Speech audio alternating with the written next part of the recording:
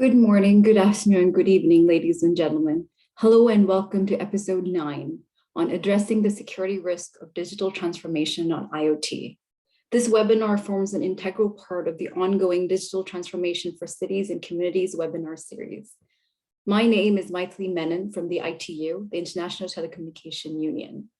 The webinar today is being organized by ITUT Study Group 20 on IoT, Smart Cities and Communities, together with ITUT Study Group 17 on security. The program for today's webinar will be linked by my colleagues in the chat. Today's webinar will explore the security implications of digital transformation, management of security risks, and the role of international standards in enhancing security capabilities of the IoT ecosystem. To commence this webinar, I would like to call upon Dr. Rami Ahmad Fati, Vice Chairman of ITUT Study Group 20. Over to you, Dr. Fati. Thank you very much, Maithili, and good morning, good afternoon, good evening, ladies and gentlemen. It is indeed my pleasure to welcome you to the 9th episode of the ITU webinar series on digital transformation for cities and communities. So today's webinar is dedicated to the theme addressing the security risks of digital transformation on IoT. This webinar is jointly organized by the ITU Study Group 20, which is the study group which handles Internet of Things and smart cities and communities, and also ITU Study Group 17, which handles security. So for years, the ITU has worked to support the development of smart, sustainable cities and coordinate the deployment of ICTs and digital technologies through standardization. Security is a top priority for planning digital transformation, as cities are adopting more digital technologies to pursue new business models for their industries. They are also becoming increasingly vulnerable to potential security risks. Artificial intelligence, cloud computing, big data, the Internet of Things, all are contributing to accelerating digital transformation in cities. However, at the same time, each of these technologies are also expanding the threat surface across sectors, providing more and more entry points for cyber attacks. There have been a massive increase in IoT-related attacks over the past few years, specifically with the increased global pace of digital transformation initiatives. And of course, in addition to the rise of industrial Internet of Things, the cloud connectivity of industrial control system devices, ICS, and the remote access services for ICS networks. And to give you some particular example, just to highlight the magnitude of the challenges laid ahead. So we know, as a matter of fact, that routers and connected cameras were by far the main source of IoT attacks, accounting for over 90% of all attacks on, for example, some honeypots established by leading security firms. The proportion of infected cameras used in attacks increases considerably on a year-by-year basis. Some reported industry figures even account for a percentage that ranges from 15 to 20% for connected cameras related attacks. Attackers were also increasingly focused on Telnet as a potential avenue or a potential dimension for attacks. Telnet accounted for over 90% of attempted attacks in a particular industry report as well, highlighted by one of the industry leaders in the information security domain. So based on our working experience with cities from different regions, we understand that security has become one of the most important considerations when it comes to digital transformation. ITU Study Group 20 is the lead study group on Internet of Things and smart cities and communities, and the group has developed technical standards that provide guidance for improving the security and stability of IoT systems. Of course, this is done hand in hand with Study Group 17, the lead study group inside the ITU, which handles or deals with security standardization. So basically, as we will see today, standards are considered an important pillar for aligning security to digital transformation strategies. I am very excited that today we will be joined by cybersecurity experts, industry specialists, and standardization experts who will be sharing their expertise and insights on how to address the growing security risks of digital transformation and IoTs. I would like to thank everyone for joining us here today and wish you all a very productive and informative webinar. Thank you, and over to you, Maithri. Thank you, Dr. Rami, for your enriching remarks, which we believe provides an excellent foundation for the discussions that lie ahead. We have an excellent lineup of speakers today, and we're counting on you, the participants, to help create an engaging session for this. We would like to invite you to use the Q&A and chat functionalities that you will find at the bottom of your screen.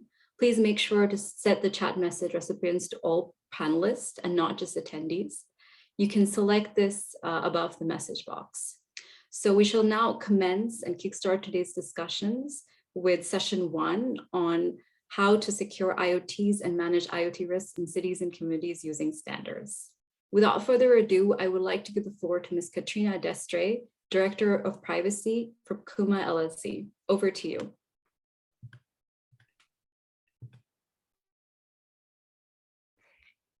Thank you for your kind introduction. My name is Katrina Destre, and it's my pleasure to be your moderator for this session.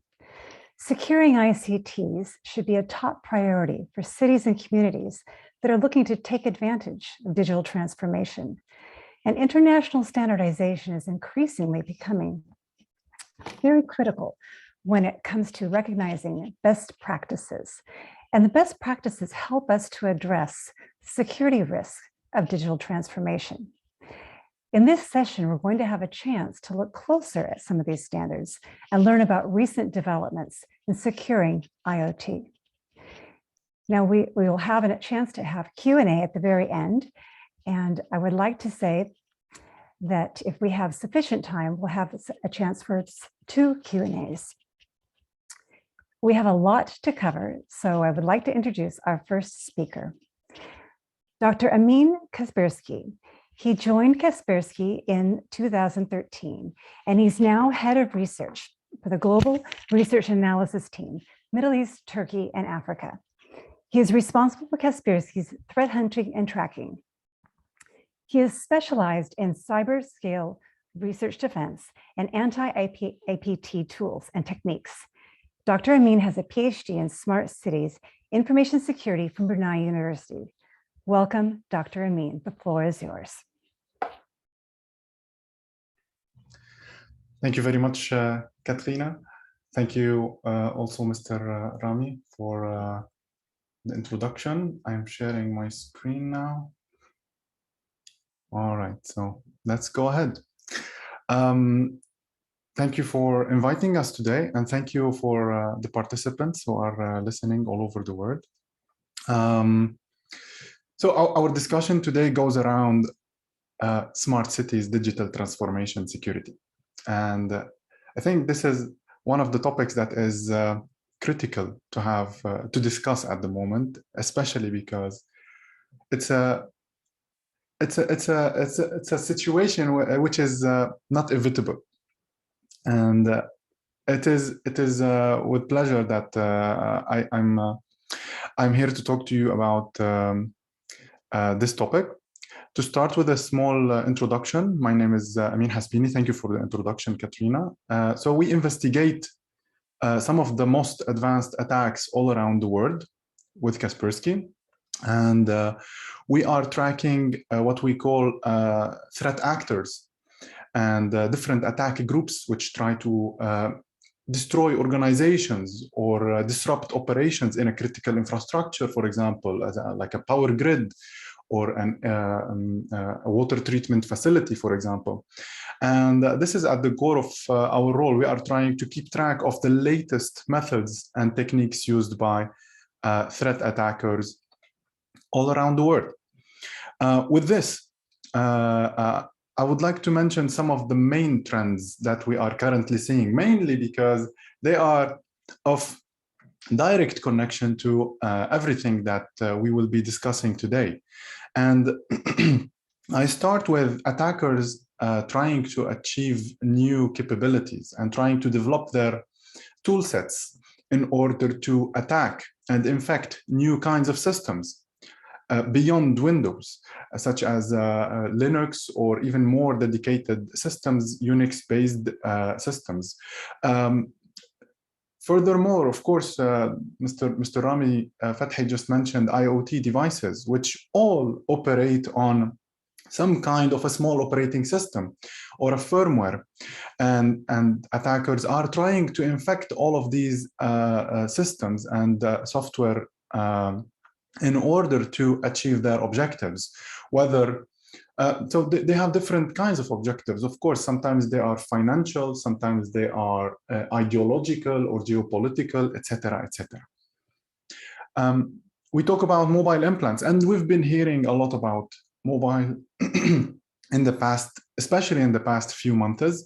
And I think it's a good thing that these things are coming out to the public and being discussed with the public. Big game hunting is another thing that we are currently seeing, and we expect to see more of. Is about attackers trying to achieve hundreds of millions of dollars via ransomware, for example, and targeting organizations, whether private organizations or governmental organizations, and they have no regrets. Sometimes they even target hospitals with like people inside of them, and that's definitely something that we hate to see. Naming and shaming is part of the tools that are being used nowadays by attackers, and they try to leak some kind of information on the victim organization in order to cause some reputational damage, and then to pressure this organization to pay the ransom, or in order to show that these attackers, for example, have some kind of data. Sometimes they also sell this data on the underground for the highest bidder. So these are some of the things that we are currently seeing, and we expect to see more of in the short term, not in the long term. So this is currently happening. With this, I would like to start to, again, like that's going back to the topic and focusing on our topic for today. I'd like to go through a small exercise of analyzing the different challenges that we are facing, and everyone is facing, in order to secure a digital transformation in an IoT kind of environment, in a smart city kind of environment.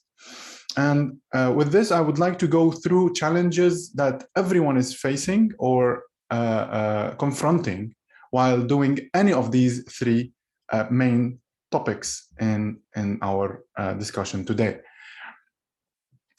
So to achieve a secure IoT digital transformation, we need to do different things, and we need to do different things correctly. We need to have a successful IoT adoption, a successful infrastructure. We need a successful cybersecurity program in place, mature enough in order to defend against like the threats. And we need digital transformation capabilities that are capable of transitioning this environment into a smarter environment, and in order to achieve a secure IoT digital infrastructure. So we start with the first theme around the top challenges for IoT adoption success. And I think it's not very complex to see that in an IoT environment, complexity and integration of different vendors, different solutions, different firmwares, different software, different hardware, different API access, and then a compatibility with the standards and interoperability between standards by the different vendors is becoming a nightmare for everyone. And I think it is something that we have to avoid, and we must avoid in order to have a future for smart cities environments. I think another important topic is, of course, having sufficient cybersecurity maturity. And with that, I have to mention that it all relies on the human resources and the human capabilities, sorry, and the skills and the skill set that our engineers have in order to achieve such objectives, of course. So this is for IoT adoption. Let's look at digital transformation success. As per a study done by McKinsey, 70% of digital transformations fail. And most often, they fail because of employee resistance. And with that, it's a clear indicator about the importance of the organizational culture and the capability of an organization to be agile and be capable of adopting changes and implementing changes and having a mentality that is diffused from the executives to the last employee in the organization, and having everyone encouraged to face the changes that are needed in order for the organization to move forward. Strong strategy, it's all part of having a strong strategy and being able to employ this strategy in order to move the organization into the future.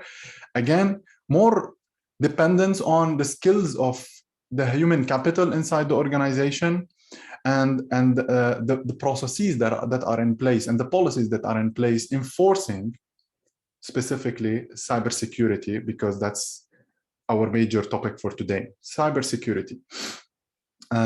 Having the right policies and procedures in place and having the right strategy for moving forward and doing the changes without compromising the organizational stability and the current situation and processes and business of the organization is one of the major challenges. I believe the next speakers will definitely mention that. Cybersecurity maturity is another major topic that is part of this discussion. And there is a lot to be said about cybersecurity. However, to be extremely brief, having the sufficient maturity, and sufficient maturity means different levels of security, means having something that I say all the time is that in order to secure your infrastructure, you need to see it. You need to see and see everything in 2 eyes. You cannot see everything on 50 different systems. You need visibility over everything in a single place. And when you start seeing, then you are able to react to challenges or to threats or to beginnings of threats. You start to see that, oh, something is happening between these systems, and that could be misused. And of course, back again to the importance of the human capital, the resources, and their ability to adapt and learn.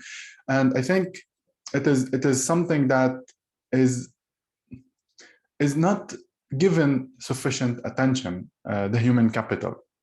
Again, strong strategy and policies and efficient technologies are also part of the top challenges facing any organization trying to move forward in the digital space. So, to summarize this small exercise, so what are the most common challenges that we are currently seeing? Well, number one, at the first level, we see organizational culture and the organizational ability to change and the ability to convince everyone inside an organization that a change is needed and a change is not a threat to anyone inside the organization. The human resources, again, and complexity. When we talk about interoperability and compatibility between systems, vendors, software, firmware, and protocols, we are increasingly facing complexity, and complexity that can be fixed and can be minimized. And I think this is part of how we should move forward. And to give you a small example of what is happening in many organizations these days, like in many you will hear about all of these in the news. We hear about a big incident almost every single day. A national bank here, a big financial institution there, a big cryptocurrency institution with hundreds of millions of dollars stolen, big governmental organizations, critical infrastructure, cities being turned off. That's not an example that is from science fiction. That is something that we have already seen. And it all starts with executives and employees being not aligned, having different strategies and visions of an organization. In an organization, and then once that is the status quo, then the company priorities do not align with what is happening on the ground. The executives want something, or the company needs something, however, everyone else is doing something else. And then reflecting on cybersecurity, this means that company processes, like in point number 3, will not align with what the cybersecurity needs to protect. Maybe the resources are not being placed correctly. And we are defending different priorities than what needs to be defended. And this all brings us into point number 5 of ineffective security of data and systems, which opens the door inside any kind of organization for backdoors and vulnerabilities and lack of visibility and control over the infrastructure, which only brings problems. What are we risking? We are risking loss of data. We are risking leak of data. We are risking loss of infrastructure access, the inability to control our own infrastructure.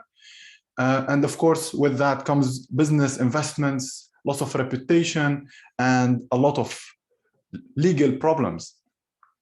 And when we talk about smart cities and critical infrastructure and IoT and industrial IoT, well, the impact is not financial only. The impact is a lot bigger, because if you turn off the city and then people get stuck in their cars or in elevators or have no access to water, for example, we've seen water treatment facilities being hit with cyber attacks, and attackers were trying to change chemical properties on water. That's already happened.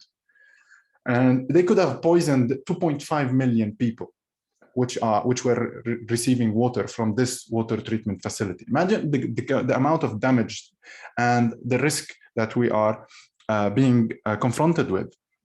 And of course, that is national security. We are risking everything. All right. So with that, reading between the lines and looking at the previous 2 exercises, the exercise around the challenges of the different components inside the theme of securing IoT infrastructure in smart cities, and the risk that we are taking. We see repetitively different kinds of complications that are simply unnecessary, and risks that are being thrown at organizations that are also more or less unnecessary. And we need, in order to achieve our objectives, currently we see that there is a need to satisfy all stakeholders, and not only stakeholders inside the organization, however, also shared stakeholders or partner organizations or third parties that are cooperating and coordinating with the organization, which is a big challenge if you are going to do that from scratch. The need to explain and convince all stakeholders of each step inside your digital transformation, and that is definitely a big challenge. And not compromising the current services running inside the organization while doing the transition and while doing these changes that are necessary for the organization. Of course, the need for optimal utilization and development of resources, and repeat all of that onto every single organization all over the world, in every single city that is trying to move forward, which all sounds a little bit too familiar, because we all know that standards are actually what helps maximize compatibility, interoperability, safety, repeatability, and quality. And with that, it's very important that we find ways in order to standardize what is happening, and in order to figure out compatibility between different vendors and firmwares and software and protocols.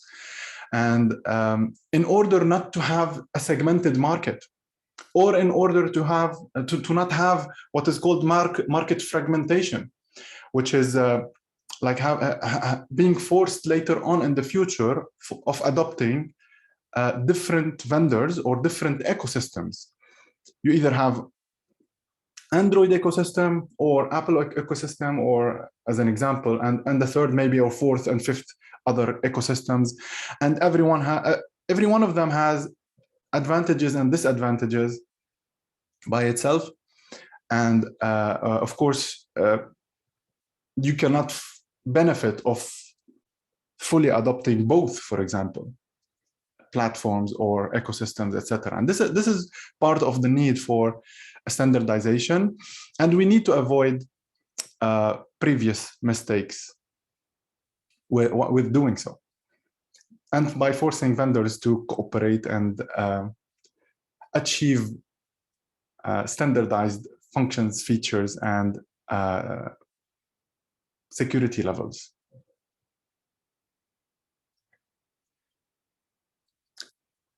As a conclusion, I believe I tried to focus on what is the most common challenges that we are currently seeing for organizations adopting IoT or critical infrastructure IoT kind of situations, and trying to move forward with them into a smarter environment. These are definitely and totally worth the risk. And we need to be, however, very careful into how we adopt these technologies and how we implement them and how we protect them in order to achieve our objectives. And I believe the next speakers will tell you all about, especially standards, like I only mentioned a few bits. Thank you for listening, and back to you, Christina. Thank you so much, Dr. Amin. That was an incredible presentation, very insightful. I'd like to introduce our next speaker, Nathalie Feingold. Nathalie has been working for 20 years on data, risk, and finance issues. She's currently executive manager of NPBA, a Swiss firm dedicated to data and corporate strategy that she founded in 2016.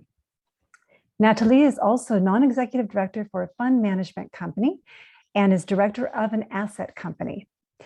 She was a member of IoT focus groups, data processing and management to support IoT and smart cities and communities and digital financial services.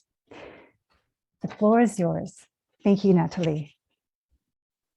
Thank you very much for this introduction and for the invitation to speak today. Can you hear me well? Yeah. Thank you very much for listening to this webinar, and good evening or good morning to all. I am Nathalie Feingold. I've been working on risk and data in the corporate world for 20 years. As a member and champion for the IoT focus group, data processing and management to support IoT and smart cities and communities, it is my pleasure to present you today an overview of the key findings of this focus group on risk management. Smart cities rely on a huge amount of heterogeneous data that come from heterogeneous actors, services, devices, and serve very different purposes. To become smart, cities must manage and govern this disparate data and manage the resulting risks.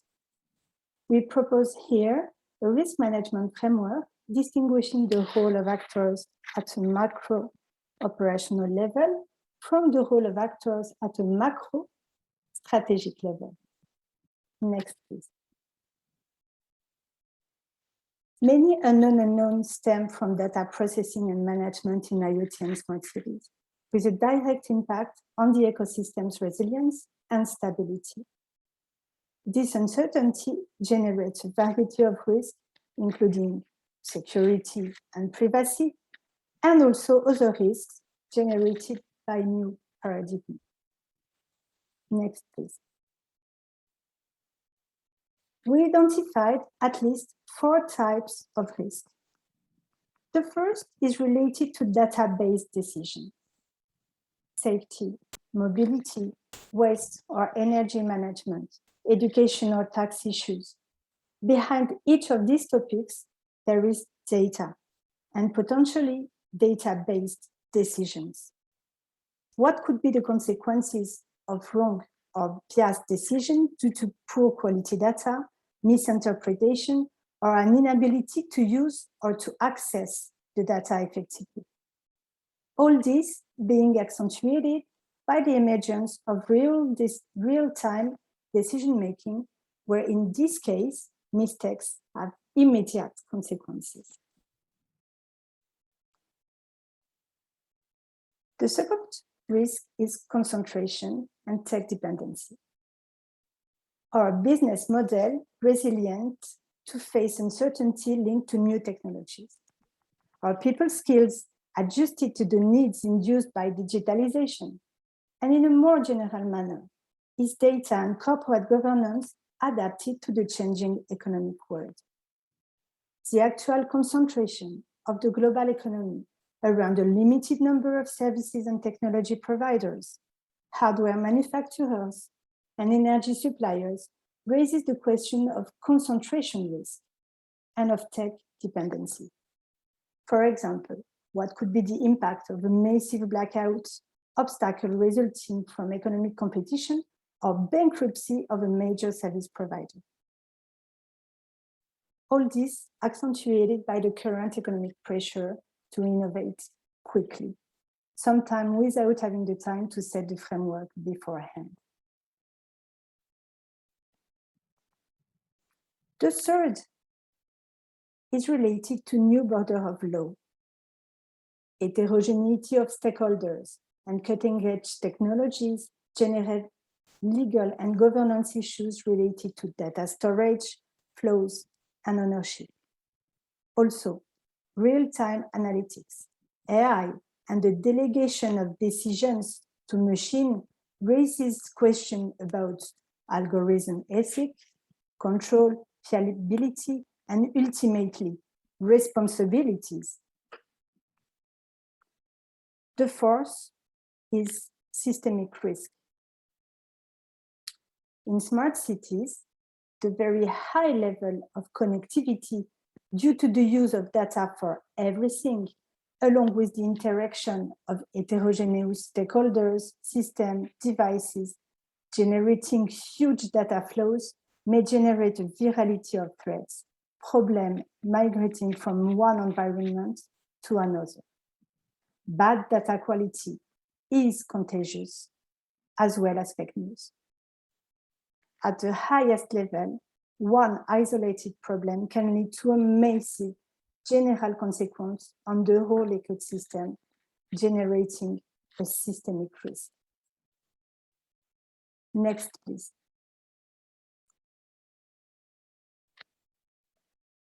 As we just described, risks generated by data processing and management are varied. They embrace privacy and security risk, and also numerous other critical risks that stem from the tremendous use of data everywhere and at every stages of smart cities and IoT use. Risk management can ensure a safe development of cities. To this purpose, existing standards and methodology could be adapted to the specific needs, context, and complexities of cities, communities, and projects. Next slide, please. Here, the proposed risk management framework. First, at a micro level. This means at a level of a city or a project, for example, where manage the risk is a question of identify the risk, analyze it, evaluate it, and then treat it. Then at a macro level, this means at a global level where strategic and aggregated decisions are made. This level can be a country, a canton, or a global organization, where manage the risk is a question of global monitoring and prevention. Here's some proposals of best practices at each stage of the risk management process. Next slide, please. The first best practice at a micro level is to consider risk management as a dynamic topic. Risks are constantly evolving. It is then advisable to continually enrich and update the list of data-related threats. Next, please. The second best practice is to improve as much as possible the assessment of risk by using past events. It can be beneficial to build incident databases, paid and widely shared by all the stakeholders. Next, please. The third best practice is to deeply address the question of risk appetite, and more pragmatically, who bears the risk and will have to bear the costs of uncertainty. The maximum risk a project or a city is willing to take is something that should be clearly articulated and communicated. Next, please.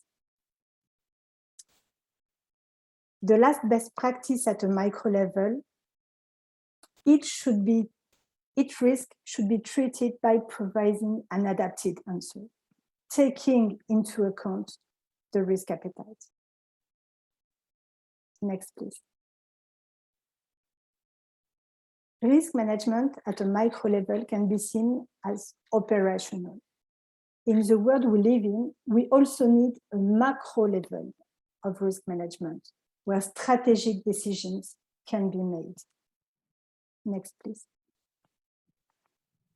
The interconnection of systems, the virality and rapidity of propagation of cyber problems make global risk monitoring necessary. Next, please. The risk appetite should also be evaluated at a macro level. What are the consequences and the cost of uncertainty generated by the development of smart cities? In a UN perspective, the ecosystem should propose an appropriate response that preserves the poorest and most vulnerable people. Next, please. Last, several measures can be implemented at a macro level to strengthen risk management. The dissemination of data literacy and clear guidelines with inclusive communication, taking into account heterogeneous systems and players. The monitoring of incident data at a macro level, as it is already done in some industries, such as aeronautics, pharma, or banking. And data minimization as a principle of risk avoidance and mitigation. Next, please. So as a conclusion, I can say that digital transformation and IoT generate a variety of risks. Privacy and security represent a significant threat. And other risks are also of concern. Systemic risk, concentration risk, risk of bias in decision-making stem from the new paradigm of hyperconnection and should be addressed without delay. A clear and effective risk management process distinguishing between operational and strategic objectives is required. To this purpose, existing standards and methodologies can be adapted to the specific needs, contexts, and complexities of cities, communities, and projects in order to identify and manage risk and ensure a safe and sustainable development of so-called smart cities. Next, please. Here you can find the references of the deliverables resulting from the focus group, in which you will find more info on risk, but also on governance. Next, please. Thank you very much.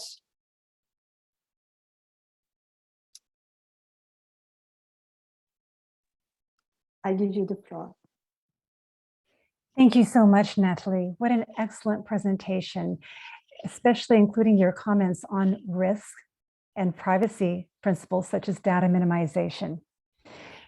Now I'd like to introduce our next speaker, Dr. Abdulhadi Abul Amal. Dr. Abdulhadi is the Vice Chairman and Rapporteur for ITU Study Group 20. He is the head of technology standardization, spectrum management, IoT and smart city development, and radio access transformation. He's held various leadership roles at the Emiratis Telecommunications Group Company and UAE since 2008. He is a leading expert with more than 10 years of international experience in the strategy, design, development, and implementation of next generation networks, technologies, and he also works with many international organizations. For example, the ITU, 3GPP, GSMA, and Samina. Dr. Abdulhadi, the floor is yours. Thank you very much, Katrina, and very good day, very good night, very good afternoon to everyone. It's a pleasure to be here today, reflecting some of the activities being conducted in the IoT Study Group 20 with regards to the management of the risks in IoT and smart cities and communities domains through standards. So my name is Abdulhadi, and thanks very much to Katrina for the introduction. So I'm going to repeat it again. So we're going all the way to the next slide, Katrina. So I think as clarified by the previous speakers, there are a number of challenges indeed growing in the domains of IoT and smart cities and communities. And I think one of the major aspects here that we need to keep in mind, the exposure that we have in these domains with regards to the exposure from devices to devices, from across domains, even from one domain to another domain, from network to another, from system to another. These sort of exposure indeed create some more challenges for those who are trying to protect even their own systems and services. However, a compromised security of an IoT device may not even only disrupt the service, but even may damage a complete system, and infrastructure, as mentioned by Dr. Amin, I think before. A number of examples even have been given, and even there are many more that we are aware of, and maybe news are always there, referring to some of the cyber attacks that really have a significant harm to either the services or even the infrastructures.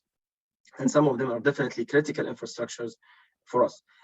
So there are many attacks. I mean, we cannot even tackle all of them here, but actually, depending on the area, depending on the type of network infrastructures, we can talk about a number of them, including definitely denial of service that we have seen recently affecting many of the major social platforms, and definitely have some major impact. I think some of them were camera-based, as mentioned maybe earlier by Dr. Rami as well in the introduction, but others are even by simple IoT devices that not having the same security measures that normally those complicated type of devices, expensive type of devices with some sort of processors and memories and some hard capabilities may not be the case for many of these simple devices. Again, international standards are definitely one of the major factor to get this sort of, let us say, way forward in terms of security management and risk reduction by having some sort of harmonization and sharing knowledge indeed across different domains with some sort of, sharing common understanding of the potential strategies along with the appropriate processes and solutions. Next, please. So security risks and challenges, as we mentioned earlier, goes in many areas. in terms of human being, in terms of systems, in terms of services, I think economy, one of the major aspects, and so on.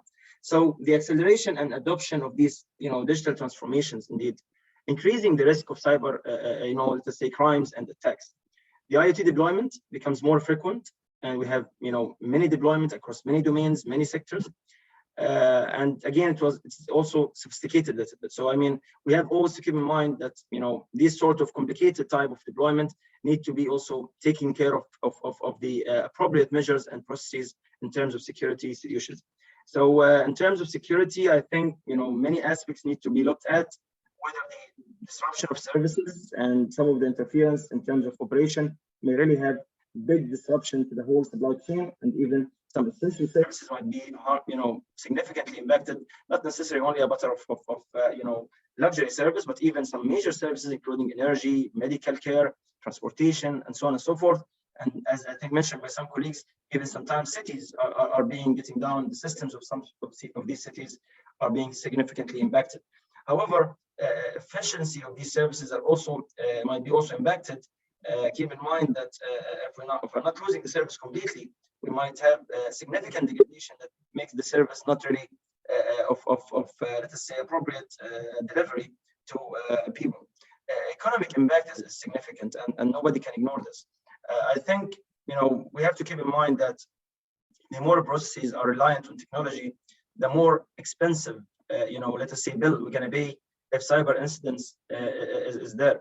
And again, we have to keep in mind that these sort of activities will always, most of the digital economy today and digital transformation today are driven by the technologies. And if this is the case, we have to keep in mind that all of our operation, including production, shopping, electronic payment, for example, and gateways are all under attack. And this means we have to be very careful about the operations. And as I can explain in the next slide, also some of the other aspects as well, whether from the early stage. So looking again for the different type of security layers that we have to look at while we are considering our security impacts as well as the privacy impacts as well. So we have to keep in mind there are many attacks targeting our let's say personal information. We can see today that there are many sort of services, devices that are connected to our let us say personal information. And again, we have to keep in mind how we can ensure that there is no leakage of this sort of information that really can harm our individual privacy. But as we said, these are some of the security layers we have to look at while we are talking about the IoT solutions, starting from the early phase of manufacturing and integration of this hardware, building the secure hardware, ensure that all the updates are being done on frequent basis and proper time, going all the way to the software development and integration of software with hardware. Again, if we are looking for some sort of open source software, we have to be very careful to make sure that we are selecting this carefully and making sure that there are no backdoors or some of the, let's say, vulnerabilities that might affect the overall systems. Again, we have to make sure that our operation is going properly. The end users even are let's say, are aware of the security risks, and even they are taking the appropriate measures in terms of simple actions, like, for example, not compromise their passwords, for example, in some cases, or even all the way that having physical and virtual even security measures to be implemented. Again, audit and monitoring is important during the operation of any systems and services to make sure that things are going well. However, during the deployment as well, we need to make sure that we are taking care of both physical safety as well as digital and virtual type of environment security. Authentication, in terms of authentication, make sure that only authorized people are able to access these systems. Next, please. Standards, how the standards can contribute to this. With these sort of increasing risks and security concerns, indeed, within the IoT and smart city domain, especially when we talk about the digital transformation of these cities and communities, again, there is a critical need to have a proper standards. And as we said earlier, standards are not only some sort of limiting us, but actually it's providing a framework for us to maybe have some sort of reflection and contribution to the management of these sort of risks. but indeed, not only as a matter of single party involvement, but even it's much more than a single individual organization or institution, but actually it's a contribution from multi-stakeholders in order to come up with some sort of solutions and measures and processes and even policies sometimes that really improve our security implementation. So we have to define the objectives within the standards and then definitely setting our priorities in order to be able to manage the short-term and long-term type of risks. However, within the standards, we even can share some sort of best practices that people are deploying here and there, some of the knowledge to be shared with some sort of guidelines even to how to implement these sort of standards and specifications within our networks and infrastructures. At the end, we need to keep in mind always that we have to look carefully to the performance, make sure that we are monitoring our performance correctly, as well as measuring our quality of these services and systems, and make sure that we are taking the proper actions at the proper time. Next, please.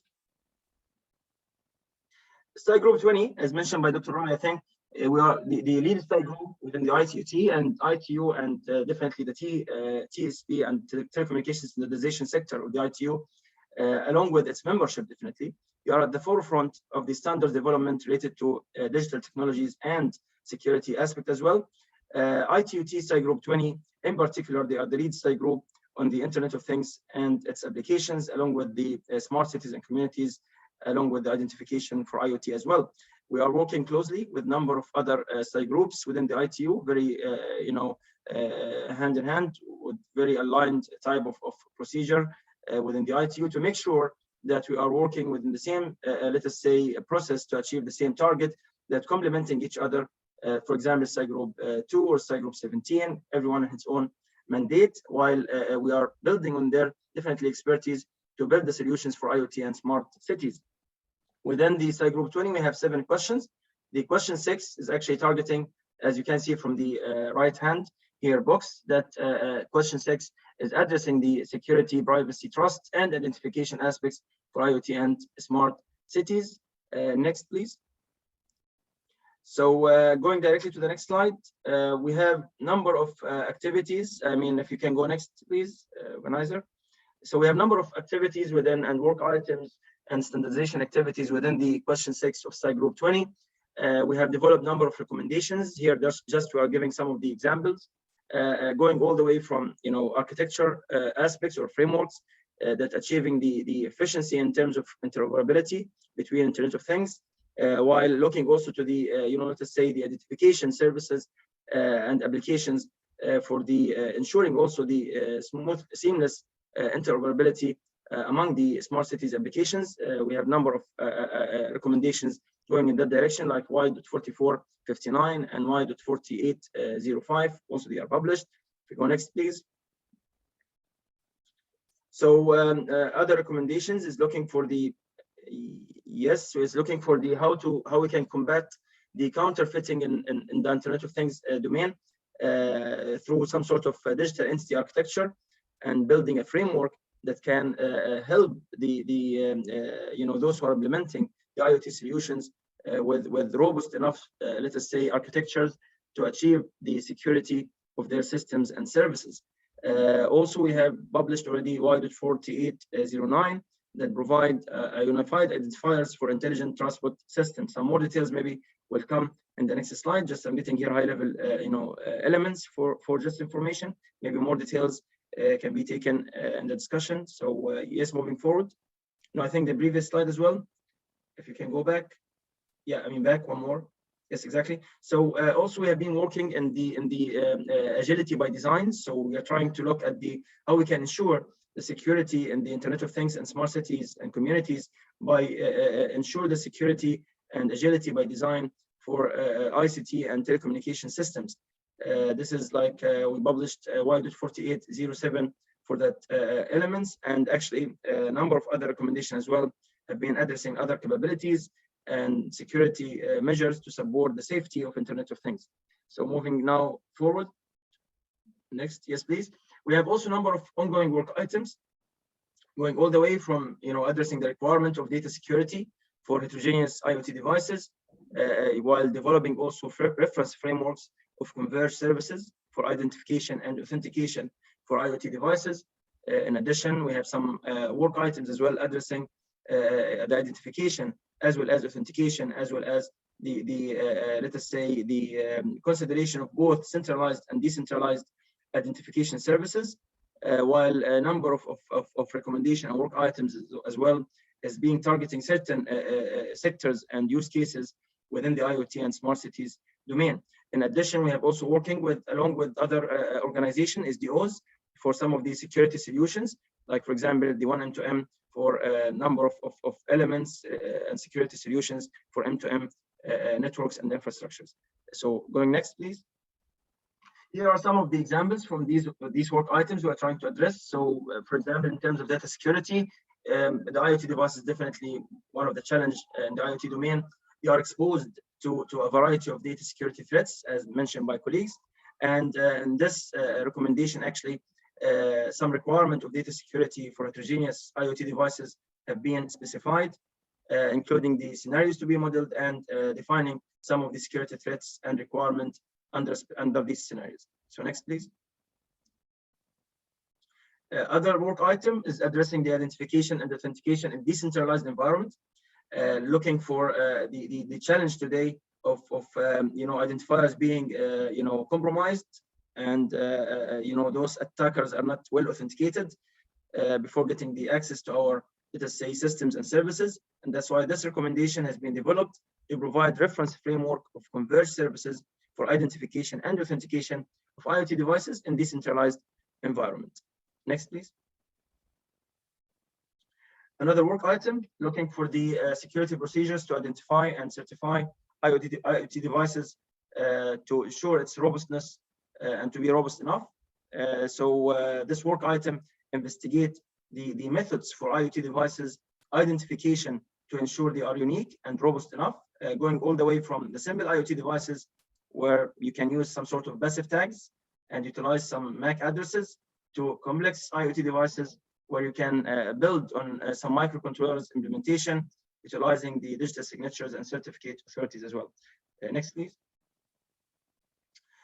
Another challenge we can see, which is the persistent identifiers in IoT, where they might be both some security risk or privacy risk if they are compromised. And this sort of decentralized identifiers work item is looking for independent of a central issuing identity provider, but actually building on decentralized identifier, let us say, concept to create and controls these sort of identifiers being issued to the IoT devices and systems. So next, please. Other work item looking for the ITS in particular, where we are trying to find unified IoT identifiers within the ITS systems. And one of the examples was the unmanned and intelligent vehicles that are becoming more common today, especially this autonomous stuff with different levels, definitely across different sectors. However, there's always requirement to safely and efficiently make sure that these transports, are going in a secure manner. So, and from a standardization perspective, the work item and the relevant recommendation is working to unify and has been developed to unify the field formats for these identifiers of road signs, signals, and to standardize specific values for such identifiers for every signal. So going next, please. Smart city risk, going all the way from the IoT, which is the building blocks for the smart cities, all the way to the smart city overall view. And again, the exposure of these sort of IoT systems and devices raising many risks to the smart cities. And again, this work item is looking to the analysis of the cybersecurity risks presented by IoT ecosystems that affect smart cities in terms of the characteristics and requirements of the risk management for these sort of components, and setting the key risk indicators for IoT ecosystems in the smart city domain. Next, please. Another work item that we are working on with regards to the authentication in smart cities, again addressing the traditional, the vulnerabilities due to let us say, the lack of some devices to support, for example, the maybe more secure authentication mechanism for the, let us say, based on HTTP, let us say, transmission, which is web-based type of authentication. Not every device can support this, and that's why if they are not supporting, for example, HTTP, And that's why this work item is looking for developing a secure methodology for authenticating these IoT devices, even they are simple and not supporting web-based authentication. Next, please. Moving devices in smart cities, again, they are increasing, whether on the air or even on the ground. But this is looking for some of the moving devices in general. And as an example here, they are referring to some of the connectivities that we can use today from our maybe mobile networks and infrastructures with some sort of good features and capabilities in terms of long distances coverage and long battery life. But again, looking for the proper way to ensure the methodology is properly reflecting the identification process in terms of the smart systems and devices within the IoT and smart city domain. Next, please. Another example from another work item that define the anomaly detection system that helps prevent and mitigate cybersecurity attacks on IoT devices through the detection of abnormal activities. Next, please. With this, I would like to conclude by saying that the accelerated digital transformation has led to increased risk. This is, factual, nobody can ignore. However, the leaders of the cities and communities, they should be prepared to respond on timely manner and setting the priorities to ensure the security, privacy, and the trust, and ensure that our public and our people, they are having the don't lose the trust in our services as well as technologies. Standards will definitely play a very important and critical role in helping these cities and communities to enhance their security situation, and definitely enhancing their security measures implementation in accordance with these harmonized measures and processes. With this, I would like to conclude, and thank you very much for listening. Sorry for getting long in the presentation. It's back to you, Katrina.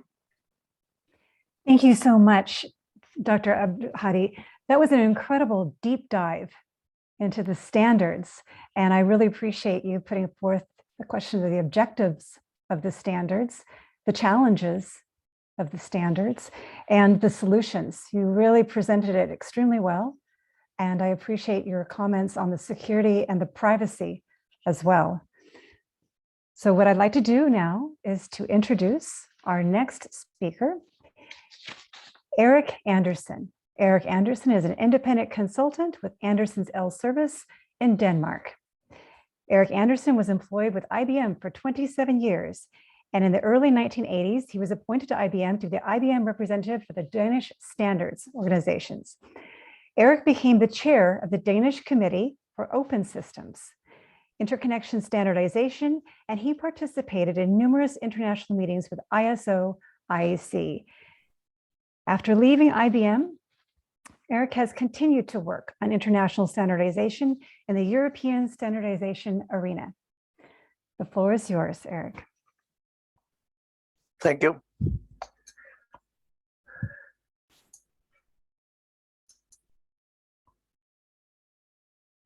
You see my screen?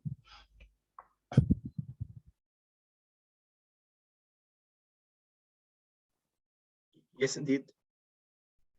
Thank you. So I will put it into presentation mode and talk about X509, IoT X509, and how that relates to constrained devices. X509, as you know, is the basic specifications for public key infrastructure, PKI. That's very important for security, probably the most important security standard in the world. It's the basics for providing authentication and integrity, and it's also the basis for being able to, on the flight, to generate symmetric keys for encryption. Especially that's important in big networks where key distribution is not viable. So that's the background, and it's quite an old specification. The first edition was issued in 1988, and I was back there at that time. And there has been many editions since that. And we had the 9th edition issued in 2019, and we are still planning new editions. So, so that's the small history. And as I said, there's been a framework for public key infrastructure. And it is the foundation from been used for many years for e-banking, e-government, and e-health, and so on, where you actually typically have more or less devices that has some capabilities. So a lot of people think that it has been there, is working. Thousands of systems are working out there. So this is a done deal. So why work on this anymore? And I have met a lot of people saying it's all done, so we are going to do something else. But it's my position, and a lot of people's also position, that this is not necessarily the case, because the world is changing in many different aspects. One thing is that the network is getting bigger, yeah, but the computers are getting faster, and especially we see in the horizon the quantum computers, and devices are getting smaller and numerous. And a lot of them are constrained on processing power, or they are battery driven, they have storage constraint, and they have stringent response requirements. They have maybe also limited bandwidth. So, as I said, the bad guys, the ones that got to attack, is getting stronger because of the computers that are going to be faster and faster. And the good guys get weaker with large attack surfaces. So this is quite a bad situation that could be very dangerous in the future, that we have fast computers that can break into any network with small devices. So that's the challenge. And a lot of people, I have seen many attempts saying we cannot use PKI. PKI is too heavy for these small devices. And they are then trying to find all possible or type of solutions I type will actually work. I don't think you can get security without actually considering PKI. So we have some challenges. We have a requirement on lightweight but strong cryptographic algorithms, and there are work that's going on in this area. I hope they will succeed. And we need lean and secure communication protocols and scalable specification, because when we talk about IoT, we are talking potentially of big networks. And we have to adapt PKI to this new environment. And some more of my background, I'm also working on smart grid security, and they have many of the same problems, and also they also see IoT being included in many of their networks.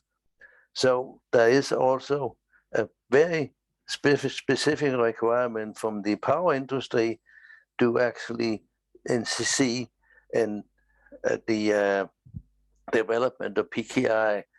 And in the power industry, they have decided that the security shall be based on PKI.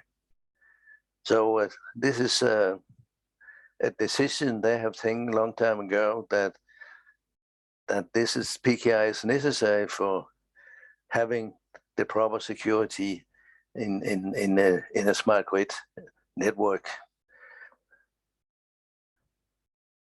So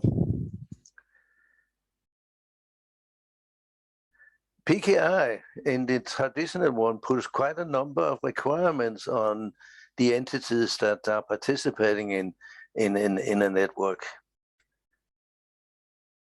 So an attempt, one of the idea we have had in Q11 of study group 17 is to offload some of the requirements PKI puts on devices, offload them to a stronger entity, so that there is a stronger entity that support constrained entities.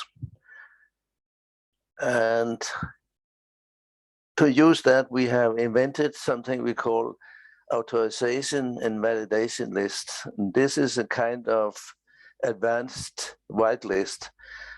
And this type of specification was also triggered by the smart grid. They actually requested that facility, and we in X509 had to add that to the X509 to actually support the requirement from the power industry on a type of advanced whitelist. But it's more than a whitelist. That's why we do not call it a whitelist, because it also has some features that ensures authorization and validation. So that's one of the new features we have added to X509, which is probably not very well known. And I'm very happy here to have the opportunity to present it. And so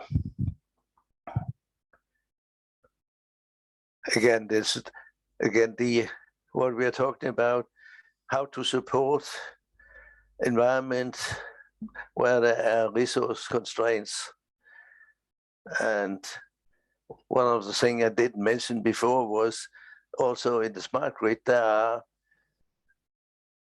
areas where you need very, very, very low response times, sometimes down to a millisecond.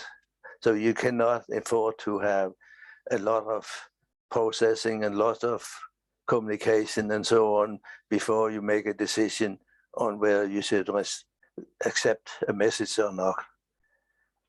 One of the problems, of course, you all know that we are very concerned about having false messages, and that could be very dangerous for a system.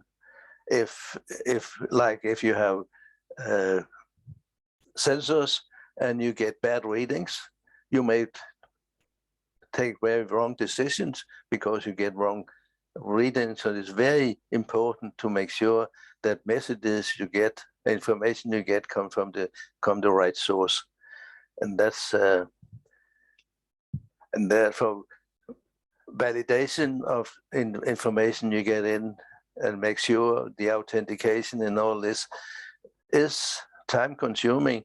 So it's very important we have very efficient way of ensuring authentication and integrity, and maybe also how the encryption of messages. The idea we have is that we have the certification authority that issues certificates, and we have introduced a new type of device. We call it authorizer, something we should call it something. And we have the devices here, that's the constrained devices, IoT devices typically. And the authorizer has then keep track of all the certificates that has been issued, or all the certificates the entities here need to be able to validate. So the authorizer has certificate that, a list of certificates that includes all certificates from communication partners for all these entities. so they can quickly assure that it's a certificate that is received that can then be checked by the authorizer, or in some other way of saying it, that the authorizer always keep the entities here updated on the status of any certificate they would expect to receive, so that the entities very quickly can determine whether they should accept this certificate or not, and if the certificate is the status of the certificate as is displayed in the entity is okay, then it can immediately accept that certificate without going to check the status of the certificate, because it has always the complete update of the certificate available in the entity. And the authorizer then have the ability to subscribe to these different certification authorities about the status of the certificate is interested in. So there is a way for the authorizer to go up to a CIA and say, I'm interested in this and this certificate you have issued. Please keep me updated on the status. If it's revoked or expired or something else happened, please inform me immediately, and the authorizer will then submit that status to the entity. So the entity always have a complete picture of the certificate it could receive and validate. And if the entity receives a certificate, it's not in this list of certificate it should communicate with, he will reject the message. That's another security, that the entity is told, you can only speak to these and these different entities, and if you get something from other entities, you should reject it. So there is some protocols that has been designed for that. They are not part of X509, they are part of X510, a new standards we have developed. And so you have a protocol here for updating the statistic or the tables in the entities, and you have a protocol here for receiving status information from the certification authority. And as a byproduct, this protocol we have designed here now seems to be very useful also in another product program we have in progress. We are working on having PKI supported by blockchain, and it seems like we need this particular protocol here also. It only needs to be kind of changed a little bit in the how it's worded, so it becomes more general. So we actually have developing Q11, and it's a substantial set of protocols and standards and specifications for a complete security environment.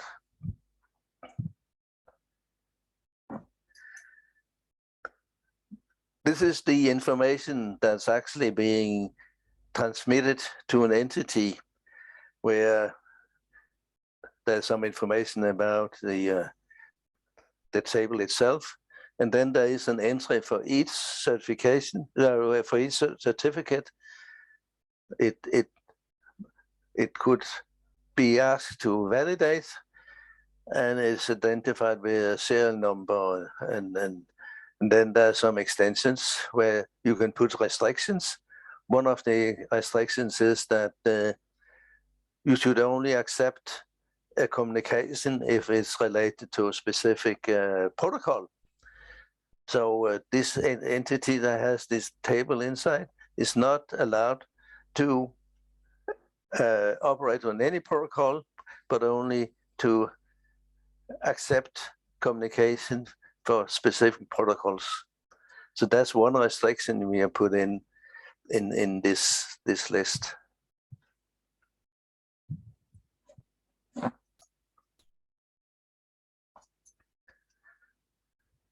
Yeah, as I said, if a message if a certificate related to an incoming message is not reflected in the AVL, he'll remake the message. And this restriction on the that you're only accepting to communicate using protocols that's listed in the entry for the particular device head of communication partner. And we may add new restrictions in the future, because all this questions about supporting constrained devices is just in the beginning. And as you will be seeing in the next, that, as I mentioned before, the authorizer maintains status of certificates and update them as changes happens to the state of a certificate. And if a certificate is reflected in the AVL, the entity may assume that certificate is valid. That means it does not have to go and check revocation. And as I said, this is only the beginning of what we are going to do for constrained devices. So this is the end of my presentation, that IoT and PKI certainly going to match each other. So that PKI should certainly be considered also in an IoT environment. And I would actually dare to say that if you don't consider it, you really don't have security in your IoT devices if you disregard PKI. And so that's the end of this. And I thanks for listening. So thank you so much. Yeah. Thank you. Thank you so much, Eric. Your first question, is it a done deal, is so important to ask. And I appreciate you mentioning, that we have to cope with the changes. They're moving very fast, and how important authentication is. That's a key component. So thank you once again for your excellent presentation. Now I'd like to introduce our next speaker, Dr. Matej Kovacic. He works at the International Research Center on Artificial Intelligence, which is part of the Josef Stefan Institute in Ljubljana, the Republic of Slovenia. He's also a senior lecturer of information security at the University of Nova Gorica. He's an expert in data analysis and open data, and is also working in the field of cybersecurity. And he has practical experience in digital forensics and investigation of cybercrime. The floor is yours, Matej. Thank you. Just a moment that I share my presentation full screen. So today I will be talking about of course, the IoT and cybersecurity. And while we are talking about the cybersecurity, technical aspects are usually overemphasized, by my opinion. I'm not saying that technology is not important, but technology is only a part of a game.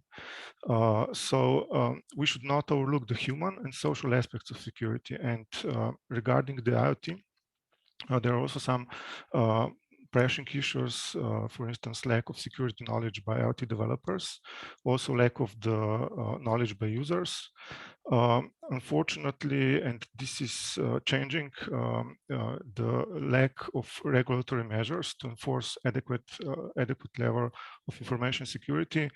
Of course, also lack of long-term maintenance and support from firmware developers and so on. As I mentioned, this is changing a little bit because Great Britain, I think the last month they introduced the legislation for improving the IoT security, and this legislation basically prohibits default passwords, requires informing about update strategy and so on. So as I mentioned, there are technical aspects, there are human aspects, because humans are a very important part of any security system. There are also processes supporting technology and people, and there are also some social aspects, broad social consequences of IT systems. So when we're talking about technology, well, there are many issues. For instance, hardware security, tampering protection, and so on, physical hardening, manufacturer standards. These are things that usually are not very well taken care of for many IoT devices. Especially if there are devices not meant for the critical infrastructure. There's also weak password protection. For instance, I'm, to be a little bit more in touch with technology, I'm also working on penetration testing sometimes, and many times you can see the devices with default passwords, the IoT devices which don't have the ability to change the password, and this is quite terrible to see. And it's still a very wide practice, unfortunately. I hope this will change in the future years. Of course, there are insecure interfaces, lack of firewall protection. Those devices are using old protocols. They have poor OS security. They are using very old operating systems with many updates lacking. Of course, software security is also poor. And usually these, I mean, not usually, but in many cases, these devices are not using strong encryption and strong authentication mechanisms. So there is insufficient data protection. Also, the data protection is insufficient, not in the area of the communication and the data exchange, but also in data storage. And there is also lack of data integrity measures. For instance, I know systems for measuring the power consumption, and they don't have the proper integrity measures. So readings then could be false. So all that leads to possibility of hijacking of these devices, abuse them for other attacks, for instance, denial of service attacks, also attacks on energy consumption. I remember a paper was written about that a few years ago. For instance, what happens if some adversary managed to hack into a lot of very power consuming devices, for instance, Klima or something like that, in a large city, and start the devices at the same time. The power consumption in the whole city will rise up, and probably the power outage will occur. So this is a big problem. Also, as somebody mentioned in the presentation, rogue IoT devices, for instance, cameras, are very well known to be used for denial of service attacks, and this is certainly a problem of technology. However, these problems could be solved with better technology, with better processing power, with better manufacturing, and so on. But the problem, by my opinion, is also the users and operators' knowledge and understanding and awareness. So the IoT skills gap, I would say. One of the problems is that IoT devices are still not seen as computers. They're still as devices, but we know that they are basically computers, not very powerful one, but computers with vulnerabilities. And for instance, one consequence of that is that people don't see that these devices, the IoT devices, should be regularly updated. And there's also one belief that advancements in technology is the only factor that guarantees security. However,